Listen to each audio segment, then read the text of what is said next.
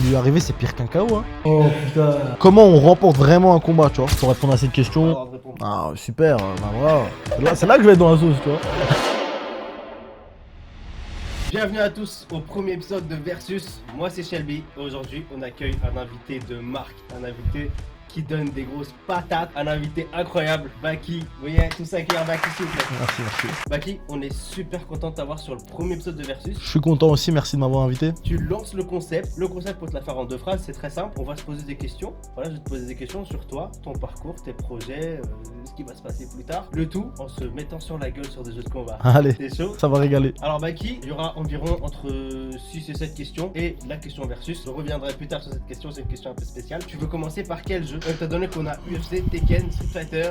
Bah écoute, moi ce que je vais faire c'est que je vais te laisser le choix. Tu me laisses le choix? Je te laisse le choix. Ok, donc moi je pense qu'on va aller sur un UFC. Allez, pourquoi étant pas. donné que c'est quand même ta spécialité. C'est ça, c'est mon sport. C'est par contre un jeu que j'aime pas trop jouer, moi les UFC. Que t'as vu, c'est mon sport, c'est mon travail donc. Ton taf, ouais, ton taf du coup, bah. Donc ouais, c'est peut-être le jeu que je vais moins aimer, mais on va essayer, let's go. Hein. Bah écoute, on l'a en exclusivité, on l'a. Donc du coup, bien 7 sûr, UFC 6, on l'a un jour avant, c'est ça? On l'a 7 jours avant. 7 jours avant, donc magnifique, là on va se régaler. Let's go, voilà. Petite précision sur les questions. Quand je vais poser les questions, on joue pas, on va jouer uniquement quand tu devras répondre. Ok, donc au moment où tu poses la question, pose la Ça manette pose. et je réponds en jouant. Et c'est ça. Ah ouais, je suis dans la merde moi. Tu prends un petit avantage quoi. Je pense que ça va être. Je peux m'arrêter parfois dans les moments critiques. Oui, bien sûr, pas de soucis. Le jeu, c'est un support. Tu vois, Ok, on n'a ok. pas donné sa vie. Mais, alors, déjà là, concernant les catégories, on prend quelle catégorie, Baki? Écoute, là tout de suite, là on est dans la catégorie des 77 de ce que je vois par rapport aux combattants. Mi-moyen, ouais. Ouais, mi-moyen c'est 77, c'est ce qui est ma catégorie. Donc Ok. on peut rester ici si tu veux. Tu pars sur qui? T'as un petit combattant favori en tête? J'ai un mec de ma prod qui m'a dit de prendre, comment il s'appelle? Arman Tsaroukian. Mais je crois qu'il ne fait pas partie de cette catégorie-là. Non, Arman il fait partie de la catégorie d'en dessous, donc si tu veux qu'on aille dans la catégorie d'en dessous, on peut. Hein. On le fera après au second match. Allez, si tu veux. Moi, je pense que je vais partir sur un classique, Kamaru Usman. Tu sais quoi, moi je vais partir sur un bon petit GSP, Georges Saint-Pierre. Ah, tu prends pas de risque. Ah, je prends pas de risque. Ah, et surtout, c'est quelqu'un que j'apprécie, je me suis déjà entraîné avec lui donc. Ouais, ah voilà. putain, c'est ouf. Ouais. C'est un ancien, mais surtout, c'est quelqu'un de très stable Ah. sportivement. Ah, ouais. C'est quelqu'un, il est. Et surtout, c'est quelqu'un de génial, hein. Super personne, Georges Humainement Saint-Pierre. parlant. Ah, incroyable, franchement. Kamaru Usman, t'as eu l'occasion de le croiser? Non, jamais. Mais c'est aussi un des combattants que j'aime le plus à l'UFC, que je trouve qui a été le plus dominant en fait en tant que champion. Quand il était champion, tu vois. Il est resté champion, je crois, plus de 5 ans. Il est resté pas mal de temps. Ouais. On a aussi vu une vraie amélioration dans son style de combat en tant que champion. Ça veut dire que tu vois, t'as des combattants qui deviennent champions et qui apportent un problème au sport, etc. Et dès que le problème est résolu, ben ils se font éliminer. Alors que Kamaru, il est arrivé en apportant un problème qui était la lutte et il a apporté d'autres problèmes pendant qu'il était champion. Ça veut dire qu'il s'est amélioré en tant que champion. combattant et C'est tout, incroyable, c'est incroyable. Surtout qu'il tenait un très gros rythme de combat. Hein. Ouais. Bah, c'est vrai qu'il enchaînait un peu les Ouais, combats. il enchaînait de ouf. Hein. Et pour un combattant UFC, il faut le dire, c'est cardio quoi. De ouf, Il faut le faire. Ah, de ouf. Ouais. Franchement, très bon combattant Kamaru. Là, on est un peu sur les deux plus grosses légendes des C'est vrai. welterweight. C'est vrai, Ouais. pour le coup c'est vrai. Alors Baki, du coup, là on est en mode pause, je vais te poser la première question et tu devras répondre uniquement quand on se foutra sur la gueule. tout Ok. simplement. Tout le monde connaît ton parcours à l'ARES, au PFL, Mhm. mais la vraie question c'est comment t'as commencé et comment tu t'es dit je vais faire du MMA, je vais être une des icônes du MMA français. Comment tu t'es dit je vais me lancer dedans? Je sais que t'as commencé avec le judo un petit peu, mais comment tu t'es dit allez on part sur le MMA Mhm. et on part sur une grosse carrière quoi. Bah, du coup, moi, je suis arrivé de Tchétchénie quand j'étais tout petit. Et depuis tout petit, en fait, moi, mes grands frères, etc., mon père, etc., ils m'ont toujours enseigné qu'il faut être un garçon fort, tu vois. Donc, pour moi, la force et la combativité, ça a toujours été la base, tu vois. Et donc, forcément.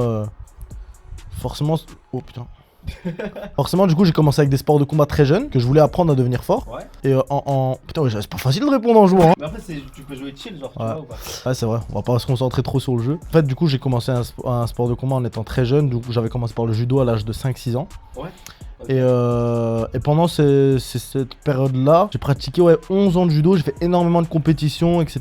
Et c'est à ce moment-là, en fait, que j'ai découvert le MMA en grandissant vers l'âge de 11-12 ans, tu vois. Ouais, tu t'es dit le judo. Ouais, En fait, je pense que c'est ta force. c'est ça. Avec, on sait que t'es beaucoup au sol, t'es très fort au sol. C'est Du coup, ça. Je pense que le judo, ça a un peu été ton pilier, c'est ça? C'est ça un peu, ouais. Ouais. Exactement. T'es bien renseigné, toi. Et du coup, ensuite, comment tu t'es lancé dedans? Les premiers combats, ça a été comment? Jusqu'à arriver jusqu'à aujourd'hui. Maintenant, en étant, t'es un peu une légende du MMA français. Bah, légende, je dirais pas, tu vois, mais en fait, ouais, du coup, avec le judo qui commençait un peu à pas à me saouler, mais à être limité. Ouais, c'est ça, limité pour moi. J'avais besoin en fait d'être plus. Oh putain. Ouf. J'avais besoin en fait d'être plus libre en fait dans ma pratique, tu vois. Et le judo, tu vois, c'est un kimono, tu peux pas attraper les jambes, y a pas de coups. Là, je me disais, bon, avec le MMA, il y aura des coups de poing, des coups de pied. Ouais, tu peux donner des droites. C'est ça, tu vois. Comme tu viens de me faire là. Et du coup, ensuite, les premiers combats d'AMA, enfin, oula. Ouais, oh putain, je sais pas ce qu'il lui prend là. Premier combat d'AMA. Je le commence du coup à l'âge de mes 18 ans, parce que du coup, à l'âge de 16 ans, j'ai eu ma ceinture noire. D'accord. J'ai arrêté le judo, je me suis mis dans un club de pied-point tranquillement, tu vois, pour tester un peu. Et à ce moment-là, c'est aussi là que mon père, il voit que je me débrouille bien, tu vois, même en boxe en fait. Et donc là, il décide de vouloir passer aux choses sérieuses, il m'emmène dans un club en Allemagne. En allant dans le club, bah franchement, je sens que je m'en sors bien, c'est un sport qui est fait pour moi, tu vois. Ah, tu sens que t'es à l'aise C'est ça. directement en fait. Et à cet âge-là, je me rappelle, j'ai 16 ans, tu vois. Oh putain, tu Regarde. rigoles pas, hein, Camarous, man. Ouf. Oh, tu t'en sors bien, le Ronnie t'a sauvé. Ouais, Sauvé par le gong. c'est ça. Je sens qu'au bout d'un an, déjà, je suis prêt à faire un combat, tu vois. Au que bout je d'un an, déjà, tu te dis. Je sens que j'arrive à tenir tête à des combattants qui sont pros, tu vois, dans le club. On monte sur la case. C'est ça. Donc je me dis, ah, je suis prêt. Sauf qu'à 17 ans, tu peux pas faire de combat. Même amateur, tu pouvais pas en fait. C'est régulé. Parce qu'à cette époque, le MMA, il était pas légal, tu vois. Ah, en France, Ouais, c'est ça. J'ai attendu 18 ans et les jours de mes 18 ans, bah, comme par hasard, il y avait un événement en Suisse et j'ai participé à cet événement-là. Je fais mon premier combat, victoire par TKO au premier round, j'étais trop content, tu vois. C'est incroyable. Ouais. Après ça, du coup, j'ai continué à un gros rythme, tu vois. J'ai fait un combat tous les 2-3 mois. J'ai fait un autre combat, du coup, le premier, je l'ai fait en août, le deuxième en octobre, le troisième en décembre. Donc franchement, j'ai enchaîné très très vite, tu vois. T'as enchaîné vraiment. Ah, de ouf. Ensuite, le quatrième en février, donc j'avais fait 4 combats en moins de 6 mois, quoi, tu vois. Ouais. Oula, tu as Oh senti putain, ça. ouais, je l'ai senti. Ouais. Oula. Je comprends pas comment elle fonctionne la lutte dans le jeu. Ouais, très fort en lutte. Camarous, il est très fort. Ouais, je me suis dit quoi? Je me suis dit, bah bon, là 4-0, je suis bien. Et à ce moment-là, comme par hasard, il y a le Covid, tu vois. Putain, là, t'as pris un méchant coup. Vas-y, en fait, la technique, c'est que je te tease un peu et on va. Tu commences à écouter la réponse, exactement. une grosse patate. C'est ça. Il y a le Covid qui tombe. Ouais, Et donc là, à ce moment-là, j'ai 18 ans. Ça dure, le Covid il dure longtemps. Toi-même, tu sais, il y a eu une vague, 2 vagues, etc. Ah oui, c'était horrible. Voilà. Ça veut dire que mon 5e combat, en fait, je l'ai fait que 2 ans après, en fin 2021, donc en octobre 2021. D'accord. C'est quand même quelque chose qui était bénéfique parce que je te rappelle, tu vois, j'avais 18 ans. Et là, du coup, ça m'a permis de grandir. Oh putain, t'es mort. Hein. Ouh. Attention à ça. Hein. Post-Covid, je fais mon 5e combat. T'es un peu plus âgé. Un peu plus âgé, ça m'a permis de grandir. C'est quelque chose qui était bien pour moi, tu vois, cette période.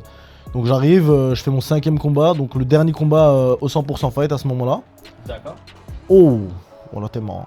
Ah, toujours pas, mais mec, gros, ton gars. Et ensuite, je fais mon 6e combat en mai 2022, qui est du coup mes débuts à la reste, tu vois. Ah, ton premier combat à l'arrêt. Ouais, c'était en mai 2022, j'avais 20 ans à ce moment-là, du coup. Le Covid était fini. Ok. Ensuite, du coup, de nouveau, en fait, moi, il faut savoir, quand je suis dans une bonne orga, t'as vu, moi, j'aime bien enchaîner, tu vois. Putain, Ouais. tu m'en as mis une bonne aussi. Mai 2022, j'enchaîne 4 combats. Au juin 2023, je fais mon 4e combat à l'arrêt. 4 victoires. 4 victoires, bon run. En plus, le 4e, ça devait être pour la ceinture. Bon, malheureusement, le mec, il avait raté la pesée. Ça, c'est T'étais ça. un peu dégoûté. J'étais un peu dégoûté. Tu sentais comment à ce moment-là? Bah, ça foutait un peu le seum parce que le 4e, moi, dans ma tête, ça a toujours été le dernier combat du contrat, le moment où je prends la ceinture. En plus, c'était un vétéran UFC, tout était aligné, tu vois, c'était magnifique. Ouais. Quelques mois après, j'ai eu une autre opportunité pour prendre la ceinture face à un autre combattant de la catégorie qui s'appelle Félix Klinkhammer. Ouais. Et là, du coup, c'était moi qui ai raté la pesée, tu vois. T'as fait toute une prépa. Toute une prépa, et au final, malheureusement, j'ai raté la pesée d'1 kilo, tu vois. Oula, ouais, mec. Oh, c'est fini, là. Calme-toi, Baki, calme-toi. L'arbitre, viens, l'arbitre. Non, Viens, l'arbitre. je me garde. À ton avis, ça, dans la vraie vie, ça se passe comment? Parce que là, on voit que c'est un jeu vidéo, le mec, il se prend 20 patates, il réagit pas. Imagine que t'es à la place de Georges Saint-Pierre, là. Ça se passe comment? En gros, là, c'est que t'espères juste que l'arbitre il vienne arrêter. Dès que l'arbitre va arrêter, tu sais que t'as gagné, tu vois. Ok. Et il va quand même s'en prendre beaucoup, là. Voilà, tu vas bientôt être fini, là, je pense. Ah, c'est bon, j'ai gagné. Il m'a eu à l'usure. Du coup, j'avais raté ma pesée. Et en plus, c'était une période très difficile pour moi parce que à ce moment-là, je me rappelle, il y avait une rivalité avec Cédric Doumbé. Lui, il venait de mettre un KO à Jordan en 9 secondes. Ouais. Donc lui, il est au top, moi je suis au plus bas, tu vois. Pas forcément, parce que quand il y a eu le combat, on va en parler vite fait, mais le combat Cédric Doumbé contre Baki, c'était la période, mais du coup, là, moi je te parle d'avant ça. Ah, juste avant ça. Juste avant ça, moi je suis dans une période où j'ai raté ma pesée. Cédric, lui, il est sur une période où il vient de mettre un KO à Jordan en 9 secondes. Donc je me rappelle lui, mais il se moquait de moi et tout, il faisait des stats de fou, j'avais trop le seum, tu vois, j'avais tellement le seum. En plus on va jouer à Tekken, tu vois, c'est marrant, mais j'ai eu une OP avec Tekken 8 qui devait sortir. Ah putain, Sympa. Donc on est invité, tout ça. Je joue un peu avec Nassourdine, les gars de la sueur et tout. Ok. On joue. Et le soir, avant de rentrer chez moi, je me mangeais à Paris. Je reçois un appel de mon coach, à l'époque qui est Fernand Lopez, tu vois. Oui. Et il m'appelle et il me dit ouais, PFL il propose un combat contre Cédric Doumbé. Et donc là je me dis là, moi je suis au plus bas, c'est le moment de tout prendre là, tu vois. Bah ouais. Et donc j'ai dit bah ouais, let's go, tout ça. Et tu signes On a négocié le prix. Combat que tout le monde connaît, Baki versus Doumbé. C'est ça. Et au final, voilà, grosse prépa. Je fais une vraie prépa de fou. On a vu. On fait venir le champion du Glory à ce moment-là. Ouais. On fait venir le champion du Glory, on tourne avec lui. On a du 5 fois 5 minutes avec lui 2 fois par semaine. Et après, voilà, vient le moment où on fait le combat contre Cédric. Quand j'ai eu le combat Cédric Doumbé contre toi, justement, je sais que mes potes ils étaient en mode ah non, Doumbé va gagner, etc. Je me dis, les gars, vous connaissez pas Baki, il est très très balèze en fait. J'ai vu sa prépa, j'avais regardé ta prépa pour le coup. T'étais revenu, t'étais un rhinocéros. Ah, j'étais bien, j'ai fait une vraie bonne prépa. Après, malheureusement, sur ce combat, en rentrant dans le vif du sujet, il y a beaucoup de gens qui. Parce que beaucoup ils attendaient aussi la victoire de Cédric, tu vois. Beaucoup de gens étaient pour lui. Moi, comme je t'ai dit, c'était une période où tout le monde disait que j'allais me faire éteindre. Je me rappelle sur TikTok, je voyais des trucs, seul palmarès de Baki, il est tchétchène, des trucs à la con, tu vois. Ouais, bah oui, c'est internet. C'est ça a essayé un peu de trucs, comme récemment avec Paul et Hanzor, tu vois. Exactement, on va en parler tout à l'heure. C'est ça. Des questions sur ça, t'inquiète pas. C'est-à-dire qu'en fait, il y a eu cette énergie-là, en fait, c'est que les mecs, ils veulent s'improviser experts dans la discipline. Voilà. Alors qu'ils y connaissent rien. Tu vois, à ce moment-là, que sur YouTube, etc., tous les mecs qui s'y connaissent un peu, certains mettent quand même Cédric devant. Beaucoup disent que Baki, il reste dangereux, etc. Mais c'était assez kiff-kiff, tu vois, pour les mecs qui connaissent. Alors Baki, comme tu as pu voir dans les jeux de combat, il y a un peu l'endurance, la vie, etc. Et quand plus tu tapes, plus la vie est baisse, plus l'endurance est baisse. Moi, j'aimerais bien savoir, toi, quand t'es dans la cage, est-ce que tu as des indicateurs comme ça dans la vraie vie qui fait que tu te dis, ok, là, il ne reste pas beaucoup, je peux le prendre. Là, c'est le moment où il faut que je le finisse. Bah, bien sûr, parce qu'en fait, il faut se dire que les sports de combat, en fait, il faut savoir que toute victoire est une succession de victoires et toute défaite est une succession de défaites. C'est-à-dire qu'en fait, toi, quand tu veux remporter un combat, ouh, j'ai chaud en striking ton Rabib là. En fait, il faut savoir que quand tu veux remporter un combat, ton objectif. Ouais, mais pourquoi il clinch? Oh là là. Parce que tu tapes sur rond, pas sur non, carré. j'appuie carré pourtant. Gros, il met que des coups de merde. Bah, c'est pour rien. Ouais, du coup, je disais, ouais, parce qu'en gros, il faut savoir que le MMA c'est des échecs. Il y a le business des dégâts déjà, c'est-à-dire que tu dois t'arranger pour que les dégâts que tu donnes à l'adversaire soient plus élevés que les tiens. Exemple, quand tu vas mettre un low kick, tu vas quand même avoir un peu mal au pied parfois. Mais si tu te dis que lui il va avoir beaucoup plus mal en truc, Ouais. c'est un business qui vaut le coup, tu vois. D'accord. Si un mouvement qui est ultra cardio, Tu te dis ça vaut pas le coup. mais que l'autre mec ça le fatigue pas, ça vaut pas le coup de le faire, même si je l'emmène au sol. Ouais. Que je mets salement de l'énergie et que lui il se relève, mais qu'au final moi j'ai consommé plus d'énergie que lui à ça, même si j'ai emmené au sol, ça valait pas le coup. Ouais, exactement. C'est quoi la petite barre de vie là qui te dit ah là c'est bon. Ça je sais que c'est en fonction du style de mon adversaire. Imaginons que j'affronte un lutteur. Je sais qu'à chaque fois que j'ai bloqué... Oh putain. Je sais qu'à chaque fois que j'ai bloqué une amenée au sol, c'est le moment de le déborder. Parce qu'en fait là c'est le moment où il a mis toute son énergie. Mentalement, pour lui ça va pas parce qu'il a raté son arme ultime qui est la lutte, tu vois. Donc c'est le moment de le déborder en striking. L'inverse c'est pour le striker. Quand tu sais que chaque seconde qui passe au sol, lui c'est une seconde où après quand il va redevoir boxer, il sera épuisé, tu vois. Donc tout ça c'est des trucs qu'il faut prendre en compte pour pouvoir remporter la victoire. Parce qu'en fait chacune de ces petites victoires c'est ce qui va te causer la victoire finale. En gros c'est une succession d'événements. Exactement. Qui fait que Exactement. Final... Après bien sûr il y a les KO par chance, etc. Ah forcément. Au premier round et tout ça arrive. Mais ouais la plupart des combats, par exemple tu prends mon dernier combat avec Jordan, avoir le KO final, tu vois, j'ai eu pas mal de mauvais moments. Des moments où au début je commence assez bien, je le touche au corps, etc. etc. Ensuite je commence à moins me déplacer, à mettre beaucoup d'énergie dans une lutte parce que j'arrive plus à me déplacer sur ma boxe à cause de ma jambe, etc. Les ligaments, ouais. C'est-à-dire je mets beaucoup plus d'énergie sur ma lutte, donc ça m'épuise. Après quand je reboxe, je suis encore plus fatigué. Ensuite je prends un coude, je bouge pas, je prends 2-3 crochets. Et seulement là je tombe. Tu encaisses. C'est ça. Final, Pas d'un coup tout se passait bien, j'ai pris cette oui, coup là. Ouais. C'est je sentais carrément qu'au 4ème round, j'arrive dans le round et je me dis putain là c'est la merde, tu vois. Là c'est chaud, genre j'ai pris trop de dégâts. Enfin ta barre de vie elle était un peu faible. Bah là encore les dégâts ça allait au 4ème round. Je sais pas, j'avais pas pris de dégâts encore, à part à la jambe, tu vois. C'était l'endurance, tu vois, qui était flinguée parce que j'ai mis toute mon énergie au bout d'un moment, tu vois. Dans la lutte et c'est ça. Jordan on sait que c'est quelqu'un qui est assez imposant et tout. C'est ça, qui a de l'endurance, etc. Tu vois. Ouais, c'est comme t'as dit, c'est les petites victoires qui font que à la fin tu réussis à gagner finalement. C'est ça, exactement. On va finir le combat. On va se concentrer sur le combat. Allez, vas-y. Ça part sur un KO à ton avis? Si je suis concentré, je vais te battre. Est-ce qu'on se fait un KO? Oh, en fait, t'es un bon joueur, toi. Tu m'as arnaqué depuis tout à l'heure. Vous pouvez pas faire l'interview et jouer en même temps, c'était compliqué. Alors, du coup, j'ai vu que là, t'as pris Topuria. Un petit mot sur ce qui s'est passé. Ouais. Geji, on a tous vu le match. On a tous vu le match. Franchement, Geji, je pense que ce qu'il a vraiment fait remporter une belle victoire comme ça, c'était un game plan qui était minutieux, tu vois. Franchement, il a mis des sacrés dégâts. Lui, pour le coup. C'est ça, en fait, ce qu'il faisait, c'est qu'à chaque fois que Topuria était dangereux, il clinchait. Et à chaque fois que. Oh. Oula, il est tombé là. Ah, c'est fini là, je pense. Bien ouais. Ouais. En fait, à chaque fois que Topuria s'approchait trop pour mettre ses combinaisons, Geji risquait pas en fait à échanger avec lui. Soit il décalait sa tête, soit il clinchait, etc. Et Geji il se concentrait sur les moments où Topuria était un peu loin. Parce qu'il a un jab qui est phénoménal, Geji. Et il l'a amoché comme ça. Est-ce que t'as vu les dégâts les dégâts qu'il a mis sur Topuria, ils sont phénoménals. C'était abusé. On le reconnaît même plus. Genre. Ah, c'était vraiment dingue. Hein. Ça fait peur. Hein. Ça fait peur. Est-ce que toi, du coup, tu te dis, j'ai peur de se finir dans ce Non, parce que j'étais déjà prêt pour ça depuis toujours. Quand j'ai commencé ce sport, j'en ai vu des mecs qui se sont fait défoncer, tu vois. Ouais. Là, ce qui lui est arrivé, c'est pire qu'un KO. Hein. Parce que là, regarde, depuis combien de temps il est à l'hôpital et tout, ça fait peur, tu vois. C'est vrai qu'on a vu des images d'hôpital qui vont s'afficher juste là. On peut voir qu'il est dans un sale état. Sale état pour le coup. Tu sais qu'il y a des gens qui ont dit que Geji avait des rembourrages. Ah, c'est vrai, pour voir ça, en fait, il suffit d'aller voir le combat de Geji contre Ferguson. En fait, tu vois que Geji, il a cette fâcheuse tendance à dévisager les mecs. Je sais pas comment il met des frappes sèches, en fait, qui détruisent le visage des mecs tout le temps, tu vois. Ok, on va faire du combat UFC, on passe à un autre joueur. Allez. Thomas Spinal, t'en penses quoi de son combat contre Gane? Moi, franchement, tu vois, moi, Gane, c'est vraiment mon gars. Hein. C'est vraiment. Il est top. C'est un très bon gars et tout. Cyril Gane, vraiment. Cyril Gane, si tu veux passer sur Versus, c'est avec un grand plaisir. Cyril, c'est la famille. Maintenant, Thomas Spinal, il commence un combat. J'ai envie de te dire, Gane le dépasse, tu vois. Gane le dépasse, il est meilleur que lui.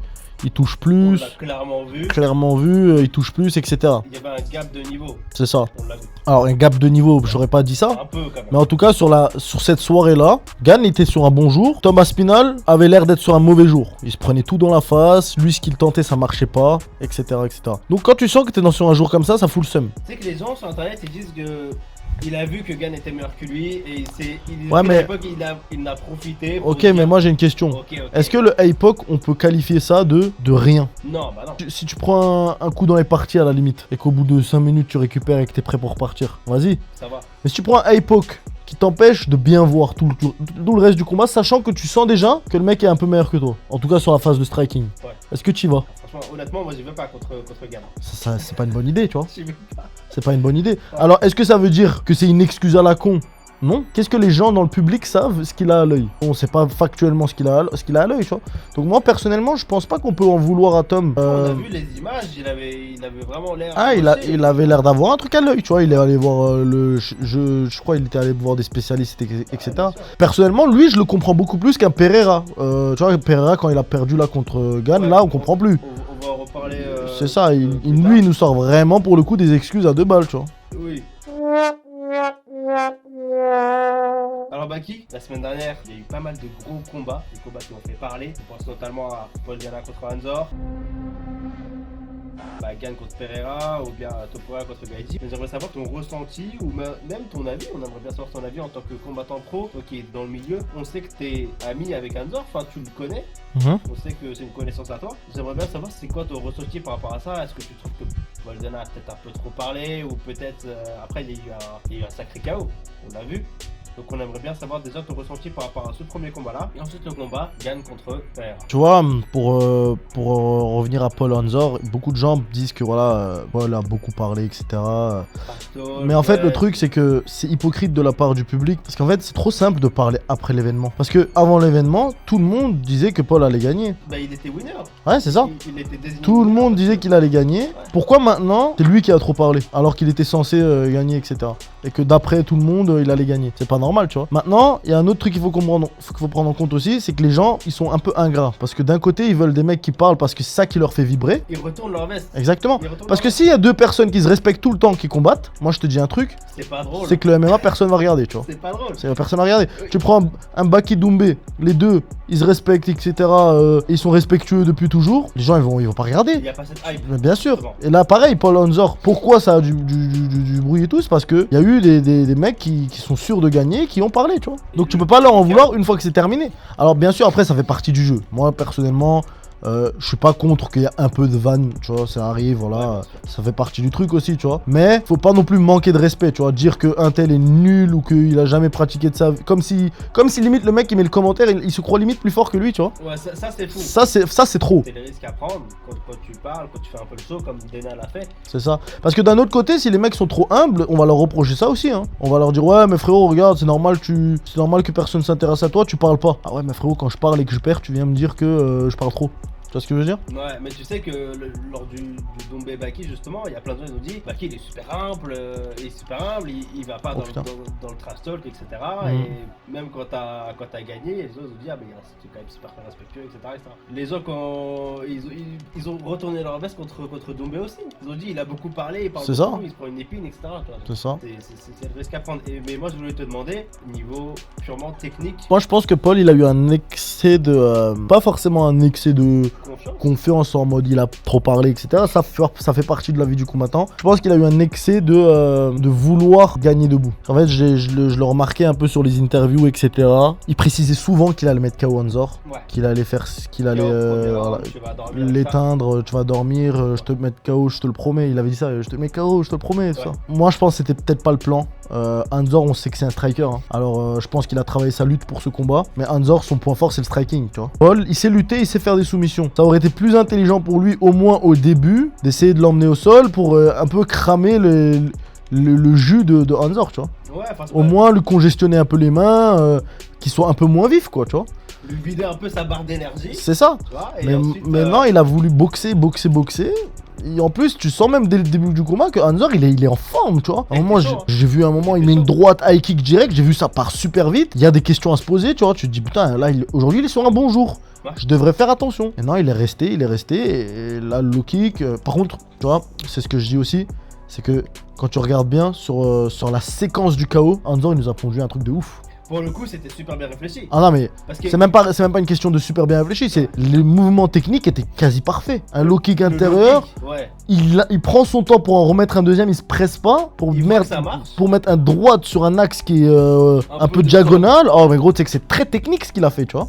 Donc, franchement, c'était très très beau. La séquence, en tout cas, du KO était magnifique, tu vois. Tu sais, il faut le faire aussi, hein, de réussir à venir dans cette situation où tu n'es pas favori. Où tu n'es pas favori, tu vois. Ouais, le combat à Doumbé, je le reprends souvent. Mais j'ai vu une interview de toi où quand tu rentrais, t'as tout le monde qui disait Baki, t'es mort.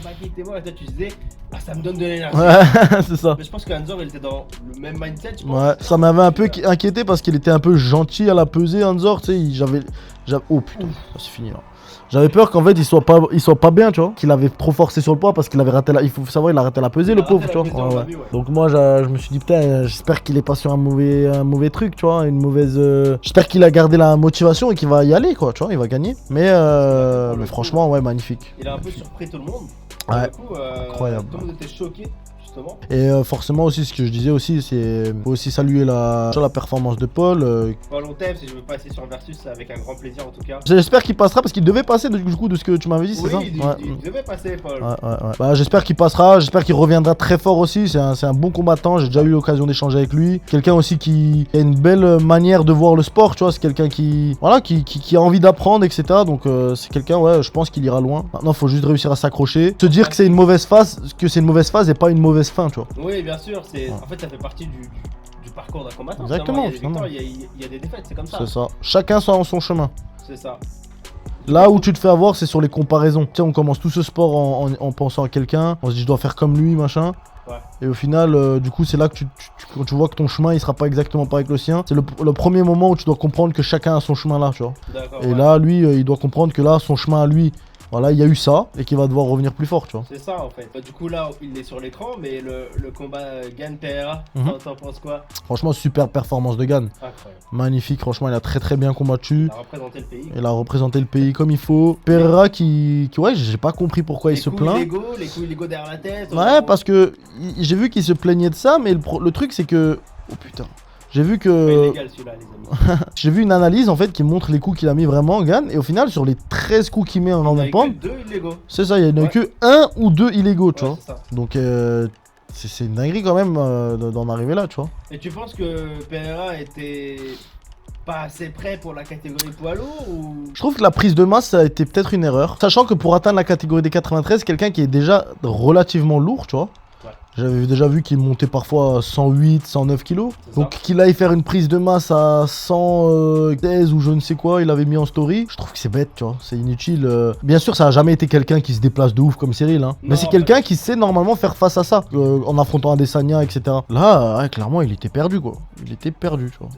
Toi, techniquement, parce que nous, voilà, on est des spectateurs comme les autres, mais toi qui es dans le métier, techniquement, t'as remarqué qu'il y avait un certain écart entre les deux quand même. Ah oui, oui, bah, en fait, dès le début, tu remarques qu'il y en a un qui est un peu trop passif, mais pas passif parce qu'il a envie d'être passif. Ouais. Qui est passif parce que il sent que ce qu'il fait, ça marche pas, tu vois. Et Cyril qui se déplace de mieux en mieux, qui commence à rentrer le jab, Qui s'adapte. et qui finit par le terminer, tu vois. Donc ouais, franchement, très très bonne performance de Cyril, hein. Bah, Sango, du coup, ton pseudo c'est Baki, qui vient du manga du même nom. Moi, je voudrais savoir, parce que dans Baki, l'objectif de Baki, c'est justement de surpasser son père, qui est genre le boss final de Ujiro. C'est le boss final, c'est la personne qui veut battre, c'est le but qu'il veut atteindre. J'ai deux questions. C'est la première, pourquoi tu as choisi Baki comme pseudo? Et de deux, est-ce que toi, dans ta vie, est-ce que tu as un Yujiro à dépasser? Alors je vais commencer par la deuxième.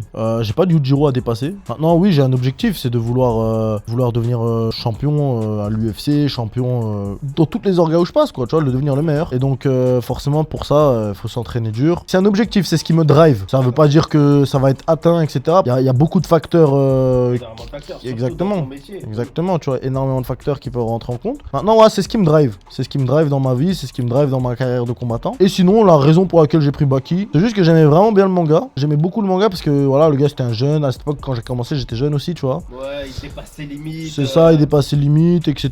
C'était motivant, tu vois. Franchement, c'était motivant. Coach, en fait, c'était lui qui m'avait donné le son. Waouh, au cas où il était abusé. Ouais. Oh merde. Ouais, on va passer sur un autre jeu vite, hein.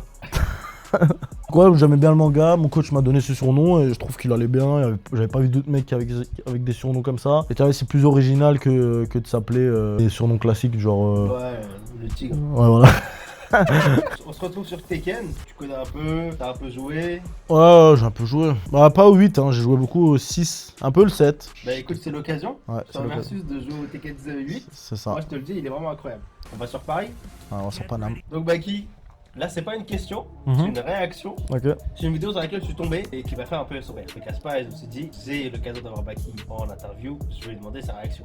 Allez, let's go. Baki très fort, pas le pire. mais je pense qu'il a encore beaucoup de travail au sol et je pense que je peux l'avoir au sol. Je pense même que Baki va m'emmener au sol avec son judo et en m'emmenant au sol, je vais le sweeper, je vais me retrouver en monte sur lui et je vais le terminer. Je vous dis mon game plan contre Baki, wesh. Oh putain. Pas de réaction. Alors déjà, est-ce que tu connais le personnage? C'est Bidadi, oui, je connais. Et il s'est un peu lancé sur, voilà, dans la MMA, on a vu C'est qu'il ça. a fait quelques combats, etc. Bah franchement, heureusement qu'il m'a donné le game plan parce que sinon ça aurait été chaud, tu vois.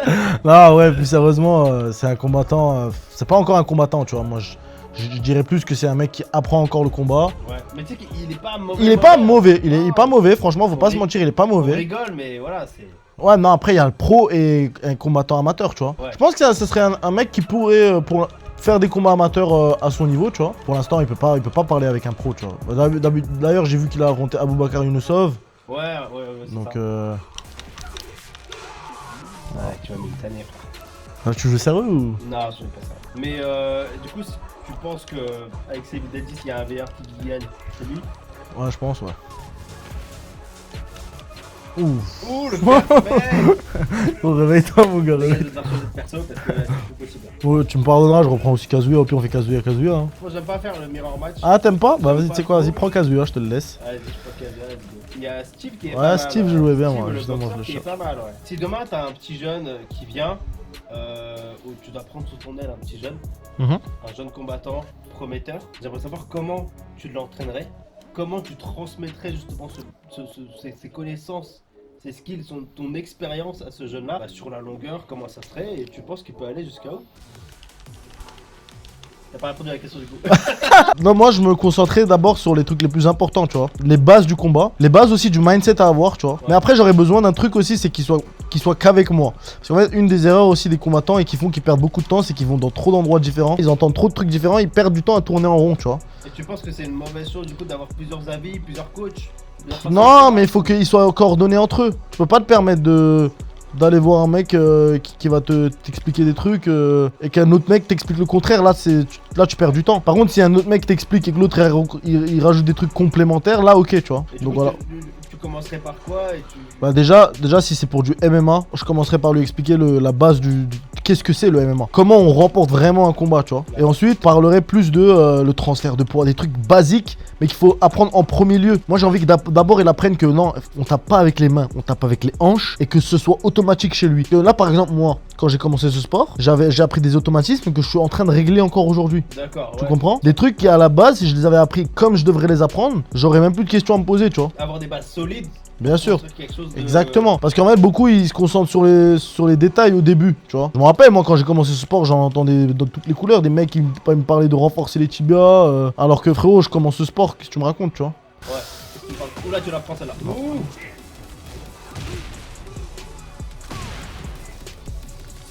Ouais. Bien ouais, depuis 10. Depuis 10, bien ouais. Je suis pas mauvais à Tekken, hein. T'es très mauvais.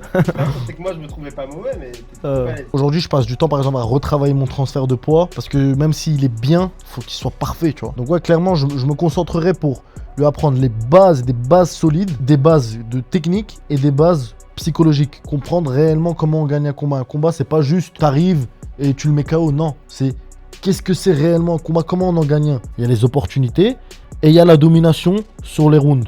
Comment je peux faire pour que d'un côté je domine le combat, mais que dans cette domination je puisse créer aussi des opportunités pour le finir. Tous ces trucs-là, faudrait que ce soit imprégné en lui, de préférence assez jeune, tu vois. Et surtout, ouais, pas qu'il s'éparpille à avoir 30 coachs. Et même moi, j'ai senti cette frustration chez énormément de coachs avec qui j'ai pu travailler dans ma vie. Parce que t'as pu changer de coach plusieurs fois. Exactement, c'est-à-dire que je m'entraînais avec lui sur cette partie-là, je m'entraînais avec un autre sur cette partie-là. Il me le disait pas directement. Je comprends que ça le fait chier parce qu'au final, lui il m'apprend X, et l'autre il explique que X c'est pas ouf parce que. C'est comme sur Tekken, t'as des mecs qui peuvent venir, ils travaillent des stratégies, des combos dans leur coin. Alors qu'il faut juste apprendre à... Exactement. Et ils peuvent s'en sortir grâce à ça. Genre Mike Tyson, dans son style, il y avait des faiblesses, mais il s'est complètement concentré sur le style que Cus D'Amato lui a appris. Il s'est pas dit, je vais faire un peu de Picaboo, un peu de Floyd Mayweather. Non, il s'est dit, je vais faire que ça. Là, je parle quand même mieux quand on joue pas. Bah c'est normal. C'est normal. C'est une question un peu touchy.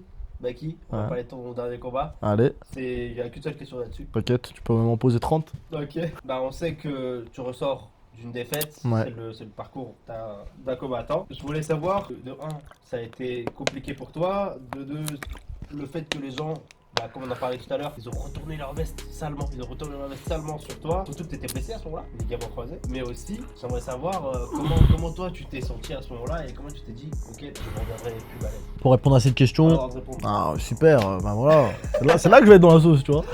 Pas le droit de répondre. Ouais, donc pour répondre à cette question, tu sais, oui, effectivement, c'était difficile au début parce que, t'as vu, c'était ma première défaite, c'était ma première blessure. Moi, je m'étais jamais vraiment blessé avant, tu sais, les petites blessures vite fait avant les combats. Parce que les combattants, ils ont utilisé un peu le fait de dire, oui, tous les combattants sont blessés avant les combats, donc c'est pas une excuse. Il y a blessure et blessure. Les petites blessures, oui, on en a tous, tout le temps. Tu t'en sors, ouais. Bien sûr. Là. Mais là, une vraie blessure, j'en avais jamais eu, tu vois. Et là, du coup, ouais, première blessure, première défaite, et aussi premier KO. C'est-à-dire que même à l'entraînement, moi, j'avais jamais pris de KO, tu vois. C'est-à-dire j'ai une première sur pas mal de points. J'ai redécouvert ce sport carrément, tu vois, avec cette défaite. Clairement. Je vais travailler d'autres choses pour éviter. Exactement, c'est-à-dire que. Mais moi, ce que je me suis dit, que je me suis mis dans un truc, c'est que déjà, bon, la vie des gens, en fait, il est pas très important parce qu'il change très rapidement. Typiquement, tu prends Justin Gaethje, il y a pas longtemps encore, il se faisait vanner, enfin, Ouais, pas vanner, mais tu sais, aux États-Unis, ils ont moins la culture de vanner, ils respectent un peu plus. Il était sur une défaite cuisante contre Max Holloway, par exemple. Alors après, ok, il revient en battant Paddy, etc. Mais c'est pas non plus le mec qui a été vu comme étant le king, tu vois. Alors que là, regarde, il bat Topuria et au final, il revient sur le sommet, tu vois. C'est vrai que le retournement de veste est négatif, mais c'est aussi du coup positif parce qu'ils peuvent retourner dans le bon sens. Ouais. Ils retournent dans le mauvais sens, mais ils retournent aussi dans le bon sens. Ça fait partie du jeu en soi, tu vois.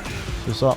Et aussi, tu vois, avec le temps, en étant un peu plus lucide, faut aussi réussir à se mettre à la place du public. C'est-à-dire que le public, faut accepter le fait qu'ils n'ont pas toutes les infos et que même si toi, dans ta tête, tu as une certaine manière de voir les choses, eux, ils ont que ce que tu montres à la caméra. Ça veut dire que beaucoup, ils ont dit que voilà, c'est mérité pour Baki parce qu'il y avait un excès de confiance, qu'il était arrogant, il disait qu'il allait gagner, machin et tout. Forcément, moi, quand j'entends ça, ça fait mal parce que j'ai jamais essayé d'être arrogant. J'ai toujours été confiant, certes, dans tous mes combats. Ouais, et on me l'a jamais reproché d'avoir été confiant.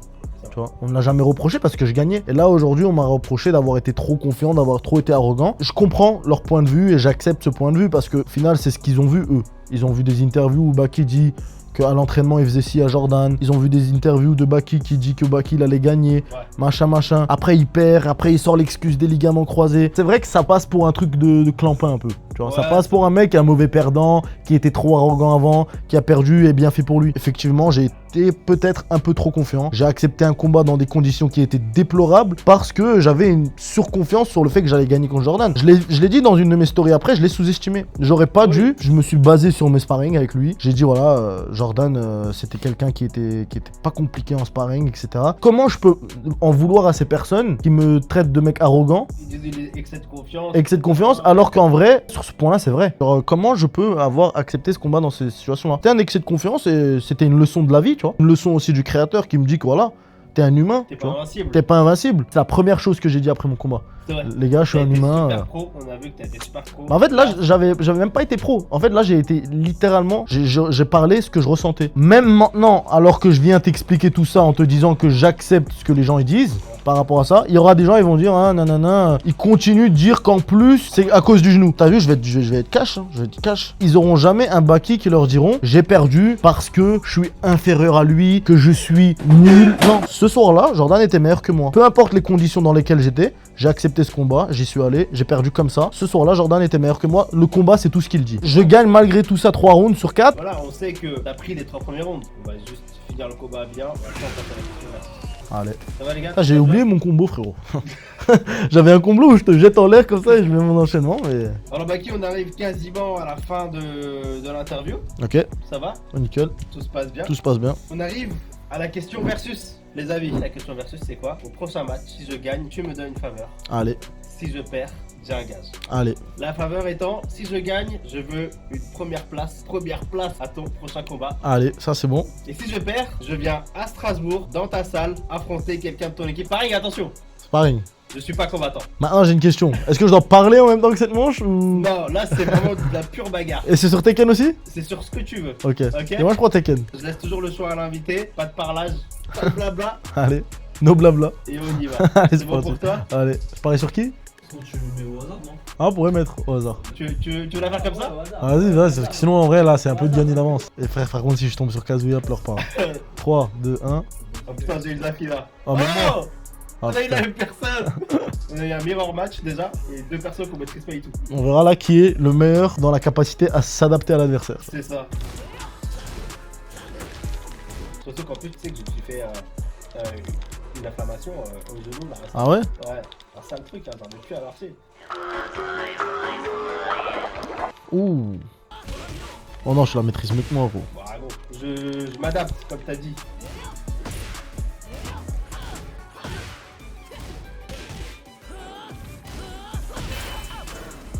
Wow. Ouh, Gros, c'est quoi ces combos de l'espace? je sais pas. Oh là là, mais gros, ouais, tu joues mieux au jeu de base que moi, je Moi, captais. je Ouais, suis le pas jeu dans de, ce bagarre, je te cache pas. le jeu de base, en fait, tu le maîtrises mieux, tu vois. Ouais, gros, Ah. tu m'as fait la même, ça J'en ai va. rien à foutre, gros.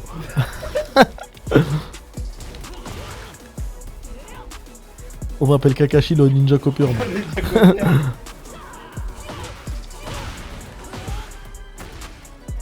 Arrête tes bêtises, tout de même.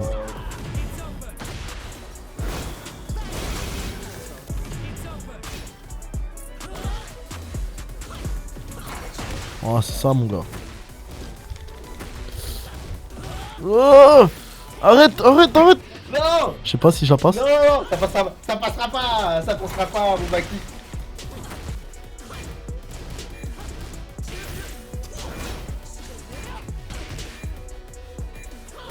Arrête avec ces coups de pied bas là.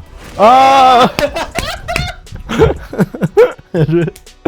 Oh, tu te mets bien, tu te Un mets bien. plaisir, Baki. Écoute, prochain combat, Allez, tu m'envoies l'invitation, on l'a sur caméra. ouais, c'est bon, Pas c'est de bon. triche. C'est pas de triche, mon gars. Pas C'est de triche. vrai Ouais, pas de triche. Un C'est plaisir. bon. Ah, dommage, on avait ce perso aussi. Oh là, j'ai sué. Hein.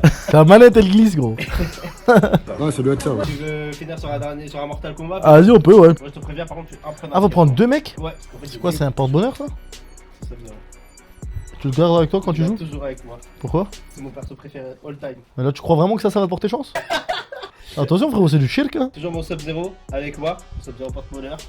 Putain, je suis là. Ok Baki, du coup on est sur la dernière question, format versus. Si t'avais un bouton reset ou si tu pouvais recommencer quelque chose ou le faire mieux dans toute ta carrière, même dans ta vie perso, professionnelle, est-ce que tu l'utiliserais? Si t'avais ce bouton là, voilà, t'es en mode un petit bouton reset, est-ce que tu l'utiliserais? Si oui, pourquoi? Et sinon, pourquoi? Non, honnêtement, je pense pas l'utiliser sauf pour à la limite refaire Skyrim, tu vois.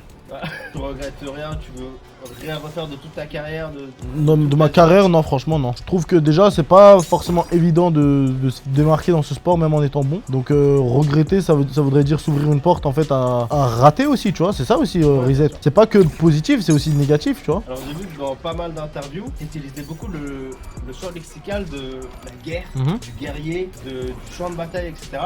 Je voulais savoir c'était quoi pour toi, du coup ça représentait quoi pour toi et pourquoi tu l'utilisais si souvent? Pourquoi c'est si important d'avoir c'est dans ta culture peut-être? Ouais, bah nous en fait on a vécu la guerre, tu vois, les Tchétchènes, on a vécu une guerre qui était très terrible parce que... Merde, j'ai gagné.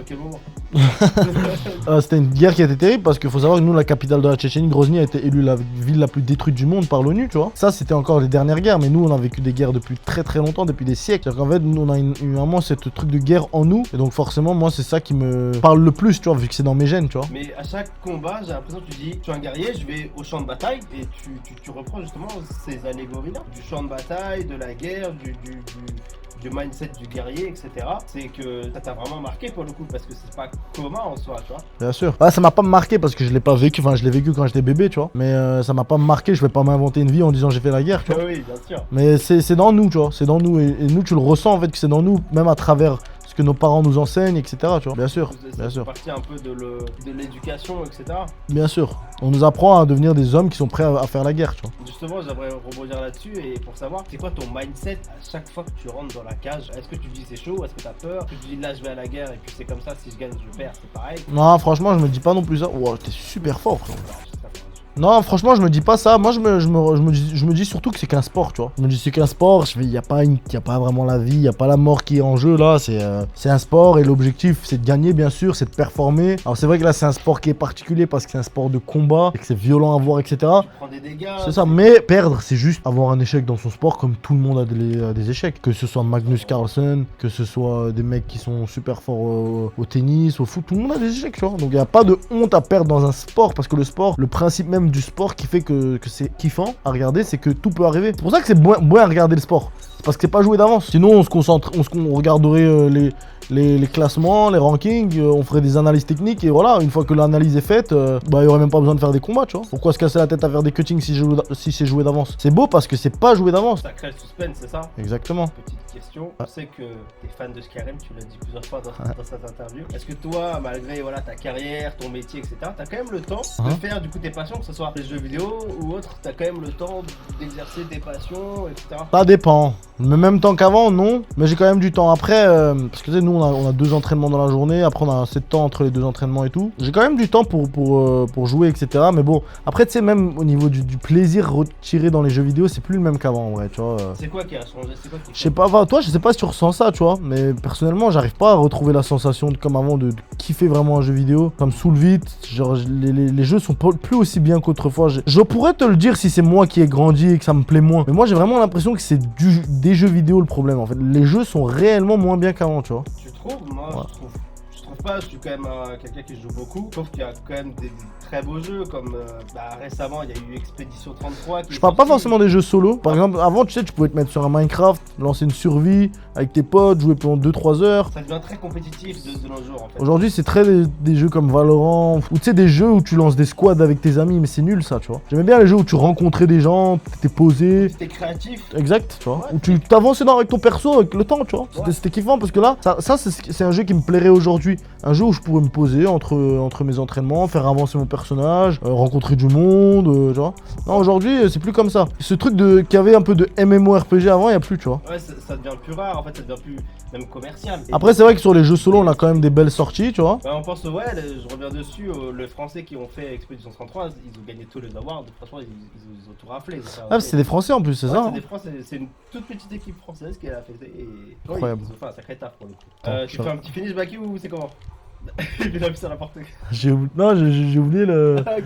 Je me suis dit peut-être c'est les mêmes touches que sur le 9, tu vois. Bah écoute, merci beaucoup. Merci en à tout cas, toi. Baki, d'être passé sur Versus, c'était un Merci véritable beaucoup, plaisir. franchement, j'ai kiffé. On a joué aux jeux vidéo, on a parlé de sujets qui sont kiffants et tout, donc trop bien. Bah écoute, c'est un véritable plaisir, surtout d'avoir lancé, parce que je sais pas si t'es au courant, mais c'est le premier épisode, il est avec toi. Mhm. Par la suite, on aura les gars de Tessie Croussi, je sais pas si tu les connais. Ouais, T'as ouais. fait quelques vidéos avec eux. Ouais, c'est ça. Puis, on aura Manuké, la légende, tu l'as croisé tout à l'heure. Mais en tout cas, merci d'avoir lancé du coup, être un peu le fondateur de ça. Avec plaisir. Voilà, on aimerait savoir, bah, est-ce que t'as kiffé le concept? Franchement, c'était trop bien. J'ai jamais pu avoir cette occasion-là de jouer en même temps répondre à des questions. C'est pas facile, attention. C'est pas facile, C'est pas on a facile. jamais dit que c'était facile. On a pu parler de plein de trucs. Plus c'est des jeux que j'aime bien, tu vois. Mais écoute, c'était un plaisir. En tout cas, pour la question versus, retrouvez tout sur ma chaîne secondaire. Bah qui, du coup, forcément, ton prochain combat, tout le monde se demande, c'est quand? Normalement, je reviens aux alentours de novembre 2026. J'aurais pu reprendre un bon rythme d'entraînement. Pour l'instant, contre qui, où, tout ça, je peux Ça pas reste- trop dire. Ça reste un mystère, on va pas l'exclure versus, désolé les gars, mais tu m'envoies mon invitation. Promis, frérot, t'as gagné. On Homme sait de que t'es un parole. homme de parole, Yes. on t'envoie toute la force qu'on a Merci beaucoup. pour ce prochain combat et j'espère que bah voilà, tu vas tout déchirer, mais après on sait que t'es quelqu'un qui est très sérieux, qui est très stable. En tout cas, on travaille pour ça. On verra où on arrive. C'est pas nous qui contrôlons le destin, mais on fera les causes. Mais écoute, merci beaucoup en tout cas Baki. Merci beaucoup, frérot. C'était tout, merci beaucoup d'avoir suivi l'épisode Versus, on se retrouve la semaine prochaine du coup avec les gars de Tessie Krusty, Lockman et Tassawa.